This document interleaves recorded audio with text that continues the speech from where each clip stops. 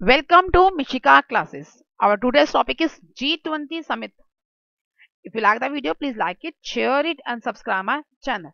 सबसे पहले हमें ये जानना जरूरी है कि G20 है क्या चीज. What is G20? G20 किसको कहते हैं, क्या चीज है, क्या ये चीज. और ये आज ये मैंने वीडियो बनाई है, तो इसके पीछे मेन मोटो क्या था मेरा, क्या मकसद क्या था कि जो मैंने आज ये वीडियो बनाई है. ये आज का करंट अफेयर का टॉपिक है. आप सबको पता होगा इस टाइम पर G20 समिट यानी कि G20 सम्मेलन इंडिया के अंदर हो रहा है, न्यू दिल्ली के अंदर प्रगति मैदान में. ये आज का करंट अफेयर का टॉपिक है. क्या टॉपिक का है कि G20 सम्मेलन यानी कि G20 summit was conducting in New Delhi India in Pragati Maidan. Pragati मैदान के अंदर न्यू दिल्ली इंडिया के अंदर इस टाइम पर G20 सम्मेलन हो रहा है. अब ये होता क्या है, इसको जानना जरूरी है, तभी हमें पता चलेगा बेसिकली क्यों किया जा रहा है G20 सम्मेलन या क्यों G20 समिट ऑर्गेनाइज किया है इंडिया ने.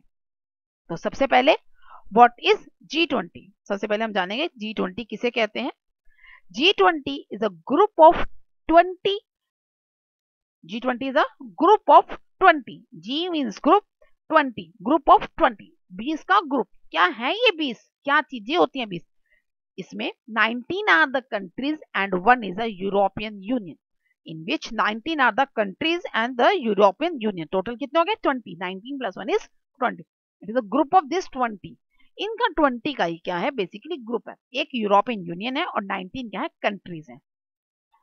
अब ये है क्या चीज, क्यों ग्रुप बनाया गया. It is a firm for international economic cooperation. Basically क्या है, ये फर्म है.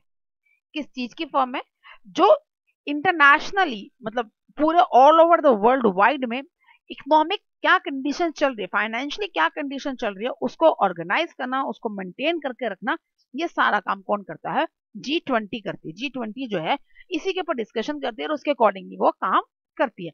अब हम डिटेल में जानेंगे कैसे ये काम करती है और क्या क्या होता है इसमें, सब कुछ इसके बारे में जानेंगे.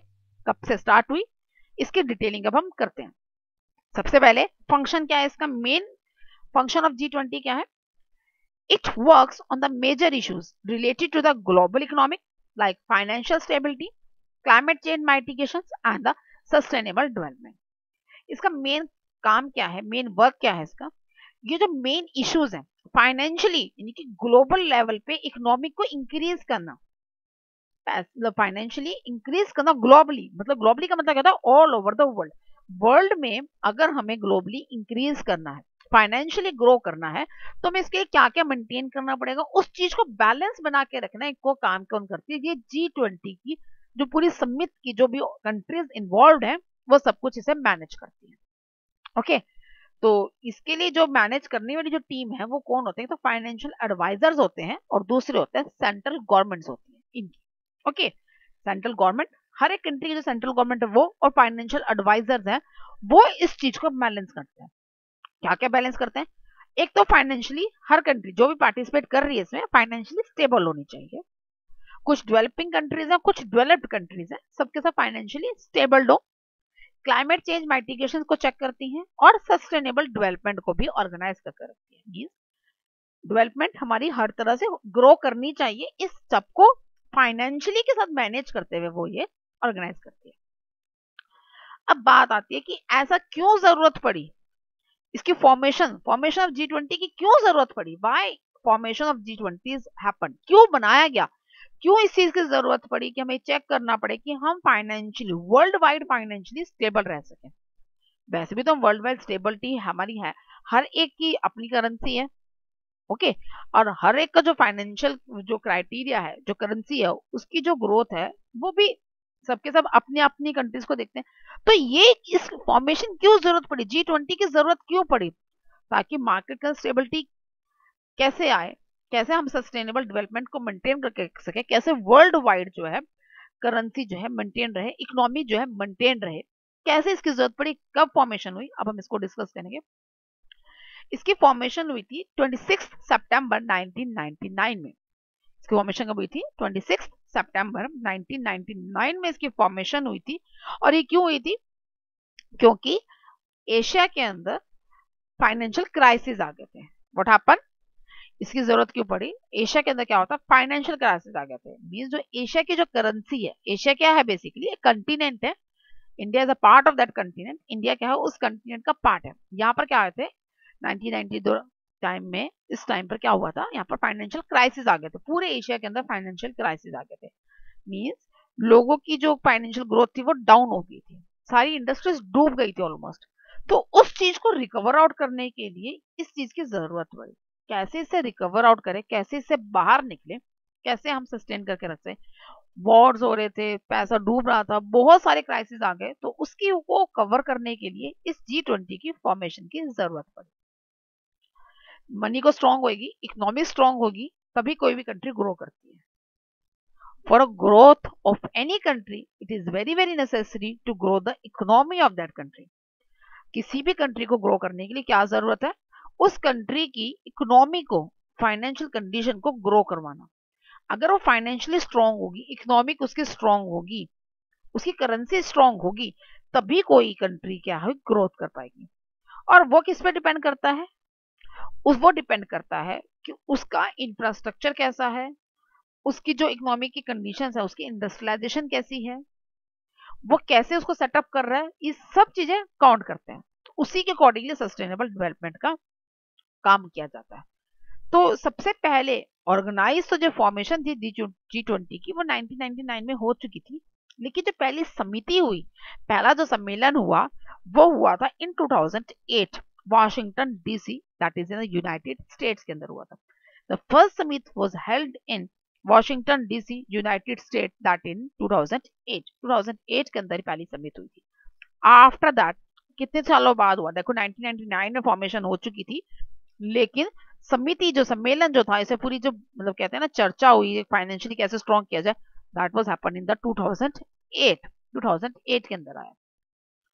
और ये तब क्यों आया, तब क्या हुआ था 1999 में तो सिर्फ एशिया की जो करेंसी थी वो डाउनफॉल में गई थी, बट इन 2008 के अंदर क्या हुआ था बेसिकली, उससे पहले जो हमारा जो पूरी की पूरी वर्ल्ड की जो करेंसी थी, वर्ल्ड के जो फाइनेंशियल कंडीशन थी वो ड्रॉप डाउन हो गए थे, वर्ल्ड के अंदर फाइनेंशियल क्राइसिस आ गए थे। तो उससे ओवरकम करने के लिए, उसकी वजह से यूनाइटेड यूएसए जो मोस्ट डेवलप्ड कंट्री माना जाता है पूरे वर्ल्ड का, उसमें क्राइसिस आ गए। तो वहां से ओवरकम करने के लिए सबसे पहला समिट सम्मेलन बनाया गया, G20 सम्मेलन बनाया गया, that was of the G7।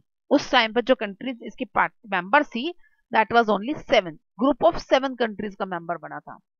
अब 20 हो चुकी है, तभी G20 नाम पड़ गया इसका। तो 7 कंट्रीज ने इसे पूरी डिस्कशन करी है कि कैसे जो वहां की financial world wide financial conditions को स्ट्रॉन्ग किया जाए और कैसे ग्रो की जाए। तो मेंबर्स कौन कौन बने इसके G20 के, अब करंट मेंबर्स कौन कौन से हैं, लेट डिस्कस।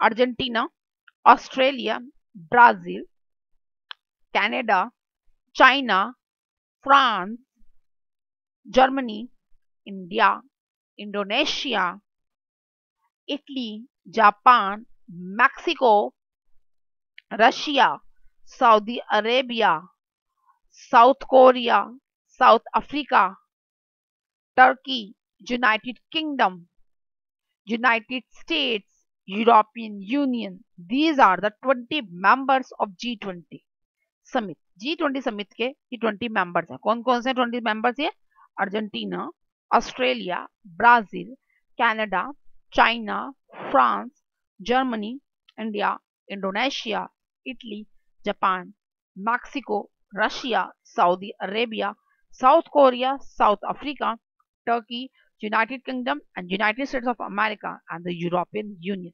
जो यूनाइटेड स्टेट्स तक, यहाँ तक 19 कंट्रीज हैं, और जो यूरोपियन यूनियन जो नेक्स्ट जो मेंबर रह गया था वो है ये। आफ्टर दैट, अब ये तो G20 के मेंबर्स हो गए। ये मेंबर्स रिप्रेजेंट क्या करते हैं बेसिकली, कैसे इस पे काम कैसे करते हैं, what they represent, they represent the 85% of the global GDP. जो ग्लोबल वर्ल्ड वाइड जो जीडीपी है उसके 85% को रिप्रेजेंट करते हैं। साथ ही साथ 75% ऑफ द ग्लोबल ट्रेड, यानी कि ऑल ओवर द वर्ल्ड में जो ट्रेड हो रहा है, इंपोर्ट एक्सपोर्ट बोथ, जो भी ट्रेडिंग हो रही है, 75% उसको कंसीडर किया जाता है। And the 2/3 of the world population, पूरी वर्ल्ड की 2/3 पॉपुलेशन को कंसीडर किया जाता है, उसके अकॉर्डिंगली ही फाइनेंशियल क्राइसिस को चेक किया जाता है, कितने फाइनेंशियली हम ग्रो कर रहे हैं वर्ल्ड वाइड या हम लोग डाउनफॉल में हैं। दोनों ही चीजें चेक की जाती हैं। क्या क्या? 85% ग्लोबल जीडीपी, वर्ल्ड का जीडीपी जितना भी होगा। जीडीपी बेसिकली क्या बताती है कि हम लोग कितनी महंगाई दर, हिंदी में क्या कहते हैं इसका, महंगाई दर कहा जाता है, ठीक है। तो वो कितनी ग्रो कर रही है ग्लोबली चेक किया जाता है। उसके बाद ग्लोबल ट्रेड का मतलब क्या, व्यापार। वर्ल्ड पॉपुलेशन किसे कहते हैं, पूरे देश, पूरी दुनिया की जनसंख्या, तीनों को चेक किया जाता है। उसके अकॉर्डिंगली ही डिसीजंस लिए जाते हैं किस चीज पे हमें वर्क करना है, क्या क्या हमारा टारगेट रहेगा।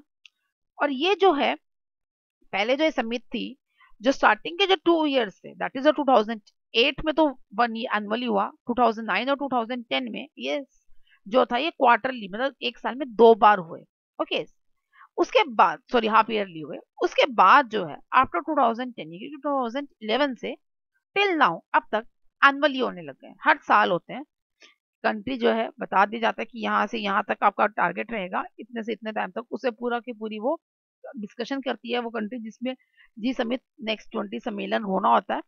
और वो उसमें पूरी रिपोर्ट तैयार करके प्रेजेंट करती है सारे के सारे। जैसे अब इंडिया है, इस ईयर इंडिया को चांस मिला है, तो इंडिया ने क्या करा है, पूरी की पूरी इस पर रिसर्च करी 1 साल तक कंटिन्यूटी में।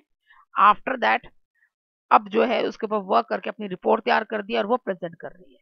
ओके, तो कुछ फॉरेन कंट्रीज आती हैं, फॉरेन एजेंसीज आती हैं, इंटरनेशनल एजेंसीज आती हैं, जिनके सामने ये बात रखी जाती है कि हम ऐसे सोच रहे हैं, इस तरह हम फाइनेंशियली ग्रो कर सकते हैं। वो सारा कुछ उस मीटिंग के अंदर डिस्कस किया जाता है। अब हम डिस्कस करेंगे वन बाय वन हर एक समिति के अंदर कि कौन सी समिति कहाँ पर हुई थी, किस ईयर में हुई थी। जो स्टूडेंट्स एग्जाम्स की तैयारी कर रहे हैं उनके लिए ये डेट्स इंपॉर्टेंट है। ओके, जो सिविल सर्विसेज के लिए या और कंपटीशन एग्जाम्स की जो तैयारी कर रहे हैं, करंट अफेयर्स पे जो बेसिकली जिन जिन पेपर्स में करंट अफेयर्स आते हैं उसके लिए जितनी भी डेट्स मैं आपको बता रही हूँ सारी इंपॉर्टेंट है, वो याद रखें। Okay, specially to students who are doing the MBA, जो एमबीए कर रहे हैं बेसिकली उनके लिए। The first G20 was on the 14th-15th November 2008. 14th और 15th नवंबर 2 दिन की थी ये सम्मेलन 2008 में। That was held in the United States of America at National Building Museum, Washington DC. और उसको जो लीडर जो होस्ट करे that was George W Bush. वो उस टाइम पर वहां के प्रेसिडेंट थे, जो बेसिकली जो रिप्रेजेंट करते हैं, जो हॉस्टेड लीडर्स हैं बेसिकली क्या है, वो उस कंट्री को रिप्रेजेंट करके। तो जैसे अब इंडिया में रिप्रेजेंटेशन कौन करता है, प्राइम मिनिस्टर करता है। तो यहाँ के प्राइम मिनिस्टर, जिस कंट्री में प्रेसिडेंट्स हैं वो प्रेसिडेंट्स, ओके, तो presidents and the prime ministers of the respective countries जो है रिप्रेजेंट करते हैं, होस्ट करते हैं उस पूरी समिति सम्मेलन को। Now the next Second G20 was on the 2nd April 2009, that is in the United Kingdom। ये एक ही दिन की थी, यूनाइटेड किंगडम में हुई थी, एक्सल लंदन, लंदन के अंदर। The hostel leader was a Gordon Brown. The third G20 was 25th September 2009 in United States at David Lawrence Conventional Center, Pittsburgh। ये भी यूनाइटेड किंगडम के अंदर है, यूनाइटेड स्टेट्स ऑफ अमेरिका के अंदर। ये जो दोनों थी सेकंड और थर्ड, ये दोनों के दोनों हाफ ईयरली पे हुई है। Okay, the hosted leader was the Barack Obama. Then the fourth G20 was the 26th and 27th June 2010, that is in the Canada at Metro Toronto Convention Center, Toronto के अंदर। The hosted leader was the George Stephen Harper. Next is the G20 Summit Sammelan 5th was organized in the 11th-12th November 2010 in South Korea at COAX Conventional and Exhibition Center, Seoul. The host leader was the Lee Myung-bak. Again the 4th and 5th was the again the half yearly पे हुए थे ये दोनों भी। Next 6th G20 was on the 3rd and 4th November 2011 में हुए थे in France at Palais des Festivals कैनान्स के अंदर। The hosted leader कौन है इसका, the Nicolas Sarkozy. The 7th GU20 was on the 18th-19th June 2012 in Mexico at Los Cabos Conventional Center, Los Cabos के अंदर। The host leader was a Felipe Calderon. The 8th G20 was on the 5th-6th September 2013 that was organized in Russia at Constantine Palace, St. Petersburg. The host leader was the Vladimir Putin. Next, 9th G20 Sammelan was on the 15th and the 16th November 2014 in Australia at Brisbane Conventional and Exhibition Centre, Brisbane. The host leader was Tony Abbott. The 10th G20 was on the 15th 16th November 2015 in Turkey at Rangnan Karya Hotel Conventional Center, Atlanta. Host leader was Recep Tayyip Erdogan. The 11th G20 was on the 4th 5th September 2016 in China at Hangzhou International Exhibition Center, Hangzhou. The host leader was the Xi Jinping. The 12th G20 was on the 7th 8th July 2017 in Germany at Hamburg Messe, Hamburg. The host leader was Angela Merkel. The 13th G20 was on the 30th November and the 1st December 2018 in Argentina at Costa Salguera Center, Buenos Aires. The host leader was the Mauricio Macri. The 14th G20 was on the 28th and 29th June in 2019 in Japan, and the Index Osaka host leader was the Shinzo Abe. The 15th G20 was on 21st and 22nd November 2020 in Saudi Arabia at King Abdullah Financial District, Riyadh. The host leader was Salman. The 16th G20 was on the 31st October 2021 in Italy at Rome, and the host leader was Giuseppe Conte. The 17th G20 was on the 15th 16th November 2022 in Indonesia at the Agbula Kamsky Bali. The host leader was the Joko Widodo. And the 18th G20 was in India at the Pragati Madan Conventional Center in New Delhi, and that is on the 9th and the 10th September 2023. The host leader was Narendra Modi, the Prime Minister of India. ये जो 18 G20 है, यह अब होनी है. Okay, तो ये जो थी, इंडिया को चांस कब से दिया गया था? फ्रॉम द 1st नवंबर 2022 से लेकर इसको रिपोर्ट बनानी थी अपनी, और 10 सितंबर 2023 तक इसको अपने सबमिट करनी है इस G20 सम्मेलन के दौरान. आफ्टर दैट जो नेक्स्ट जो होगी, that was in the Brazil in next year के अंदर होगी. और ब्राजील में जो भी है वो डेट्स हैं वो अब 10 सितंबर 2023 को अनाउंस कर दी जाएंगी कि उसका वेन्यू क्या रहेगा और कहां पर ये होंगी. तो सब कुछ पहले ही डिसाइड हो जाता है. ओके, इसमें जो थी, जो कोरोना टाइम में हुई थी, दैट वाज वर्चुअल, वो वर्चुअली थी. बाकी जितनी भी हुई हैं वो प्रॉपरली मीटिंग हुई है, वहां पर लोगों ने जाके प्रेजेंट किया है, कंट्री से आए रिप्रेजेंटेटिव्स, और वो इस पर डिस्कशन हो रही है. अब India hosting G20 this time. India host कर रहा है G20 को, and the India was hosting from the 1st December 2022 to 30th November 2023. ये पूरा का पूरा जो ड्यूरेशन है वो कब से कब तक का था इसका? 1st December 2022 से लेकर 30th November 2023 तक. इसका जो अब थीम क्या दी गई है इंडिया होस्टिंग के लिए? Vasudev कुटुंबकम. What is the theme of this India hosting G20? The India hosting G20 theme was a Vasudev Kutumbakam, or you can say that one earth, one family, one future. क्या है? वसुदेव कुटुंबकम. वसुदेव कुटुंबकम, हम भारतीय हैं, हम ये मानते हैं, क्या मानते हैं? वसुदेव कुटुंबकम. ये सारी दुनिया हमारा घर है, हमारी फैमिली है, हमारा फ्यूचर है. ओके, वन अर्थ, एक धरती है, एक ही फैमिली है, वन फैमिली वन फ्यूचर, और सबका एक ही भविष्य है. और वो क्या है? To grow, to become stronger. तो अब इंडिया के लिए जो G20 के लिए ऑब्जेक्टिव्स हैं वो क्या है? The first objective is a green development. As you all know that India is an agriculture based country. India के अंदर जो इकोनॉमिक ग्रो होती है वो किसकी बेसिस पे होती है? On the basis of the agriculture. जो यहाँ के जो मेनली इंडस्ट्रीज हैं वो भी जो हैं, जो भी इंडस्ट्रीज हैं, either food industry or any other industry, the raw material mainly depends upon on the agriculture based he industries हैं. हम जो mainly जो products को export करते हैं, that was also agriculture based products he. Second क्या है? Climate finance and the lifestyle for the environment. हम अपनी जो लाइफस्टाइल कैसे इन्वायरमेंट को इको फ्रेंडली बनाते हुए हम लोग लीड करें, कैसे क्लाइमेट को अपने फाइनेंशियली स्ट्रॉन्ग करें, मींस कैसे हम अपने जो क्लाइमेट से एडवांटेज लेते हैं. इंडिया के अंदर आपको पता है ना, सभी जगह क्या है, बेसिकली सभी जगह अलग अलग टेम्परेचर है, अलग अलग रेनफॉल मॉडरेट सब कुछ अलग अलग रहता है. उसी के अकॉर्डिंगली, उसी की वजह से यहाँ पर हम हर तरह की क्रॉप को ग्रो करवा पाते हैं बड़े इजीली. ओके, तो वो हमें आउटपुट ही बहुत अच्छी देता है. तो मेन जो ऑब्जेक्टिव है फाइनेंशियली स्ट्रॉन्ग करने का, वो क्या है? The green development. ओके, तो ग्रीन यानी कि एग्रीकल्चर के ऊपर बेस करते हुए अपने लाइफस्टाइल को एनवायरमेंटली और क्लाइमेटिकली उससे एडवांटेज कैसे लिए, इसके ऊपर वर्क करना. सेकेंड ऑब्जेक्टिव क्या है? The accelerating progress on the sustainable development goals. जो भी हमने टारगेट अपने लिए टारगेट सेट कर रहे हैं फाइनेंशियली ग्रोथ के लिए, उसको हम स्पीडली कैसे उस तक पहुंच सकते हैं, एक्सेलरेटिंग प्रोग्रेस कैसे कर सकते हैं उस डेवलपमेंट को अचीव करने के लिए जो भी हमारे टारगेट सेट हुए हैं. Next is the technology transformation and the digital public infrastructure.